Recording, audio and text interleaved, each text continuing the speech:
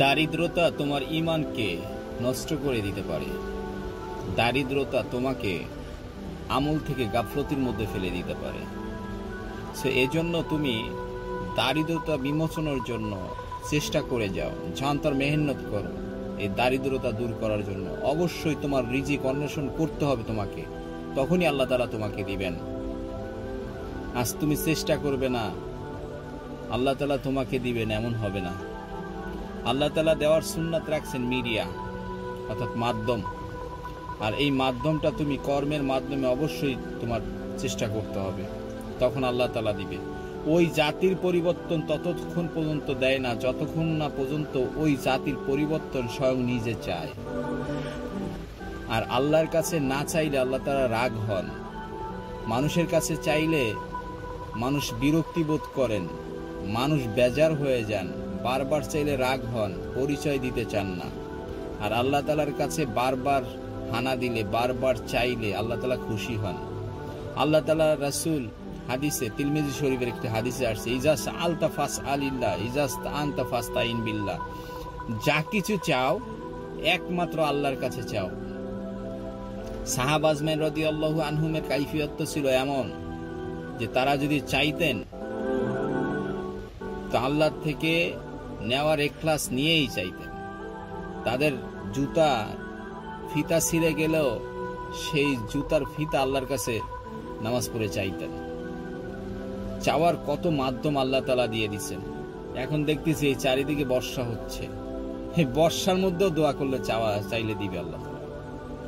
নামাজ পড়ে চাইলে দিবে আল্লাহ, তাহাজ্জুদ পড়ে চাইলে দিবে আল্লাহ, দান করে চাইলে দিবে আল্লাহ, ভালো কাজ করে চাইলে দিবে আল্লাহ। আল্লাহ দিবে না কততে, আজ আমরা চাইতে জানি না।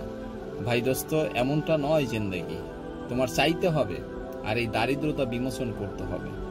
আর দারিদ্রতা বিমোচন করতে পারলে তুমি সবকিছুতে আনন্দ পাবা।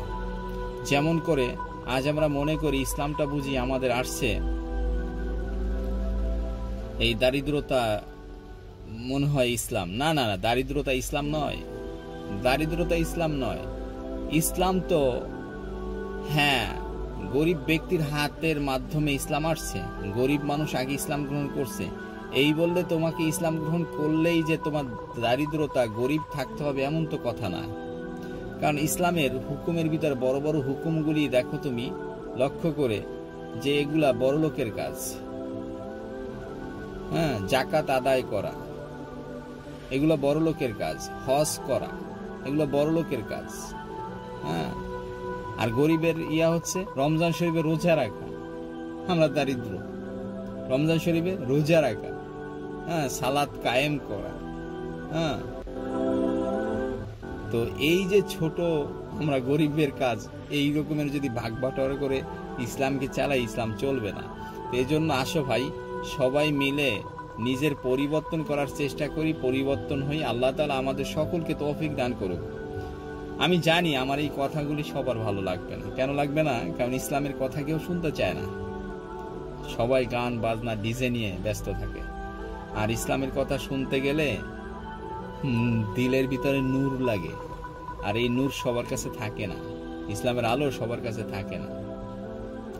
ইসলাম খুব দামি একটা বস্তু, আর এই বস্তুটা যে আল্লাহ তাআলা আপনাকে আমাকে দিবে এত সহজ।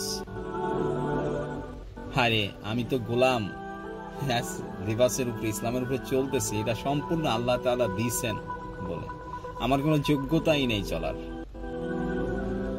সারা জিন্দেগি ভর যদি আমি এরকমের আল্লাহ তাআলার কুদরতি পায়ে সিজদায় মাথা ঝুঁকায়াও থাকি, তাও এই শোধ করা যাবে না। কারণ আমার মতন অগণিত যুবক ভাই আছে যারা আল্লাহকে চিনেই না।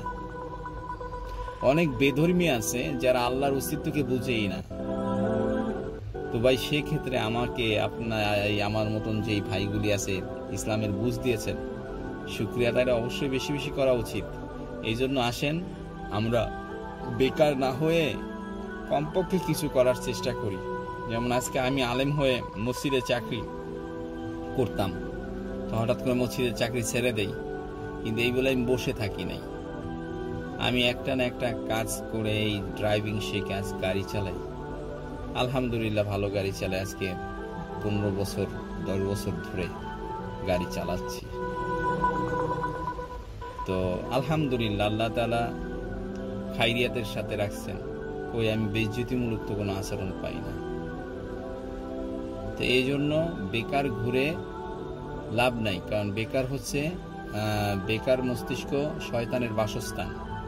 আর এই বেকারত্ব দারিদ্রতাকে এমনভাবে দিলের ভিতরে হানা দেয়ছি, ইবাদতে গাফলতি করে, ইমানকে দূর করে। এই জন্য আমরা বেকারত্ব দূর করার চেষ্টা করি, দারিদ্র বিমোচন করি, চেষ্টা করি, জান্তর মেহনত করি, আর আল্লাহর কাছে দোয়া করি, রোনাজারি করি। আল্লাহ তাআলা অবশ্যই দিবেন।